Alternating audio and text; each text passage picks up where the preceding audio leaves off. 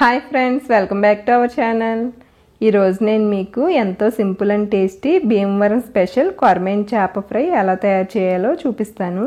ఈ వేపుడు తయారు చేయడం కోసం నేను ఇక్కడ 1 కేజీ కొరమేను చేప ముక్కలను తీసుకున్నాను.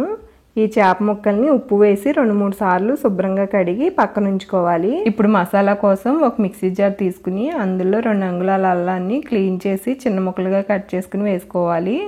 ఇప్పుడు ఇందులో 15 వెల్లుల్లి రేఖలు, 4 పచ్చిమిర్చి, 1 టేబుల్ స్పూన్ ధనియాల పొడి, 1 టీ స్పూన్ వేయించిన జీలకర్ర పొడి, 1 టీ స్పూన్ గరం మసాలా, రుచికి సరిపడా ఉప్పు, కారం, 1/2 టీ స్పూన్ పసుపు, అలాగే ఒక మీడియం సైజ్ నిమ్మకాయ తీసుకుని దాని రసాన్ని కూడా పిండుకోవాలి. ఇలా పిండుకున్న తర్వాత ఇందులో కొద్దిగా వాటర్ పోసుకుని మెత్తగా మిక్సీ పట్టుకోవాలి. ఇలా మెత్తగా మిక్సీ పట్టుకున్న ఈ పేస్ట్ని ఒక మిక్సింగ్ బౌల్లోకి తీసుకోవాలి. ఇప్పుడు ఇందులో 3 టేబుల్ స్పూన్ల బియ్యం పిండి వేసి బాగా కలుపుకోవాలి. ఇలా బాగా కలిపిన తర్వాత మనం ముందుగానే శుభ్రం చేసి ఉంచుకున్న చేప ముక్కలను వేసుకుని ఈ మసాలా మొత్తం వాటికి పట్టేటట్లు బాగా కలిపి మూత పెట్టి 1 గంట ఫ్రిడ్జ్లో పెట్టుకోవాలి. ఇలా గంట సేపు ఫ్రిడ్జ్లో పెట్టుకోవటం వలన మనం ఇందులో వేసిన మసాలాలన్నీ కూడా చేప ముక్కలకి పట్టి మన ఫ్రై అనేది చాలా టేస్టీగా ఉంటుంది.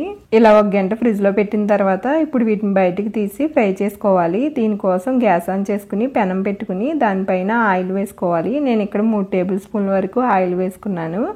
ఆయిల్ కొద్దిగా వేడైన తర్వాత చేప ముక్కల్ని ఒక్కొక్కటిగా పెట్టుకోవాలి.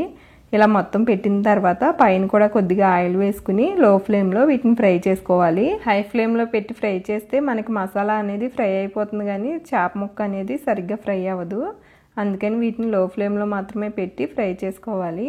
లో ఫ్లేమ్లో 3-4 నిమిషాలకు ఒకసారి వీటిని తిప్పుతూ పైన కొద్దిగా ఆయిల్ వేసుకుంటూ 2 వైపులా బాగా ఫ్రై చేసుకోవాలి. ఇలా ఫ్రై అయిన తర్వాత వీటిని పక్కకు తీసుకోవాలి. ఇప్పుడు మళ్ళీ ఆయిల్ పోసుకుని మిగిలిన చేప ముక్కలను కూడా ఇదే విధంగా ఫ్రై చేసుకోవాలి. ఇలా మొత్తం ఫ్రై చేసిన తర్వాత వీటిని ఒక ప్లేట్లోకి తీసుకుంటే ఎంతో simple and tasty Bhimavaram special కొరమేను చేప వేపుడు రెడీ అయిపోయింది. ఈరోజు నేను మీకు చూపించబోయే recipe simple and tasty sambar. ఈ సాంబార్ చేయడం కోసం నేను ఇక్కడ ఇలా చిన్న గ్లాస్తో కందిపప్పు తీసుకున్నాను. ఈ కందిపప్పును శుభ్రంగా కడిగి ఇందులో సరిపడా వాటర్ పోసుకోవాలి. నేను ఇక్కడ ఈ పెద్ద గ్లాస్తో 1 గ్లాస్ వాటర్ పోసుకున్నాను. ఇలా వాటర్ పోసిన తర్వాత ఇందులో 1/2 టీ స్పూన్ పసుపు, 1 టీ స్పూన్ నెయ్యి వేసుకుని మూత పెట్టి 4 విజిల్స్ కానివ్వాలి. 4 విజిల్స్ వచ్చి ఆవిరి మొత్తం పోయిన తర్వాత మూత తీసి మనం పప్పుని ఇలా మెత్తగా మెదుపుకోవాలి. మనకి సాంబార్ చేయడం కోసం పప్పు ఇంత మెత్తగా ఉంటే సరిపోతుంది. ఇప్పుడు ఇలా చిన్న అల్లం ముక్కని క్లీన్ చేసుకుని ఇలా మెత్తగా దంచుకుని ఇందులో వేసుకోవాలి. ఇలా వేసిన తర్వాత ఇందులో కూరగాయ ముక్కలను కూడా వేసుకోవాలి. నేను ఇందులో 1 ములక్కాడ, 1 పెద్ద ఉల్లిపాయ, అలాగే క్యారెట్, 2 మీడియం సైజ్ టమాటాలు, 3 పచ్చిమిర్చి, 3 బెండకాయలు, చిన్న ఆనపకాయ ముక్కని ముక్కలుగా కట్ చేసి మొత్తం అన్ని ఇందులో వేసుకున్నాను. మొత్తం అన్ని వేసిన తర్వాత రుచికి సరిపడా ఉప్పు వేసి పెద్ద గ్లాస్ వాటర్ పోసి మూత పెట్టి హై ఫ్లేమ్లో 1 విజిల్ రానివ్వాలి. హై ఫ్లేమ్లో 1 విజిల్ వచ్చి ఆవిరి మొత్తం పోయిన తర్వాత మూత తీసి చూస్తే మనం ఇందులో వేసిన కూరగాయ ముక్కలన్నీ కూడా బాగా ఉడికాయి. ఇప్పుడు ఇందులో 2 స్పూన్ల కారం వేసుకున్నాను. తర్వాత ఇందులో ఇంట్లో తయారు చేసిన సాంబార్ పొడిని వేసుకుంటున్నాను. మీరు బయట మార్కెట్లో దొరికే సాంబార్ పొడిని కూడా వేసుకోవచ్చు. నేను ఇక్కడ 2 స్పూన్లు సాంబార్ పొడి వేసుకున్నాను. తర్వాత ఇందులో నిమ్మకాయ సైజ్ అంతా చింతపండు నానబెట్టి ఇలా రసం తీసుకుని ఇందులో పోసుకున్నాను. తర్వాత ఇందులో ఇలా చిన్న బెల్లం ముక్కను వేసుకుంటున్నాను. ఇలా బెల్లం ముక్క వేయటం వలన సాంబార్ అనేది చాలా టేస్టీగా ఉంటుంది.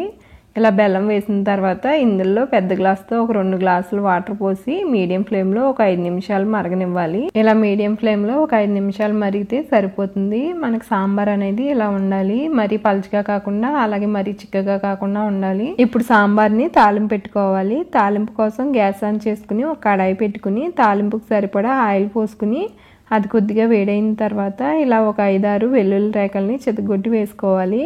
తర్వాత ఇందులో 1/4 టీ స్పూన్ మెంతులు, 1/2 టీ స్పూన్ జీలకర్ర, 1/2 టీ స్పూన్ ఆవాలు వేసుకుని తర్వాత ఇందులో 1 ఎండుమిర్చిని ఇలా సన్నగా కట్ చేసి వేసుకోవాలి. ఇవన్నీ బాగా ఫ్రై అయిన తర్వాత ఇందులో 1 టేబుల్ స్పూన్ కరివేపాకు వేసుకుని మొత్తం అన్ని బాగా ఫ్రై చేసుకోవాలి. మొత్తం బాగా ఫ్రై అయిన తర్వాత ఇందులో 1/4 టీ స్పూన్ ఇంగువ వేసుకుని ఒకసారి బాగా కలిపి ఈ తాలింపుని సాంబార్లో వేసుకోవాలి. తాలింపు వేసిన తర్వాత మొత్తం అంతా ఒకసారి బాగా కలిపి హై ఫ్లేమ్లో 1 నిమిషం మరగనివ్వాలి. ఇలా 1 నిమిషం మరిగిన తర్వాత ఇందులో సన్నగా కట్ చేసిన కొత్తిమీర వేసుకుని గ్యాస్ ఆఫ్ చేసుకోవాలి. ఇప్పుడు ఈ సాంబార్ని ఒక సర్వింగ్ బౌల్లోకి తీసుకుంటే ఎంతో simple and tasty sambar ready అయిపోయింది.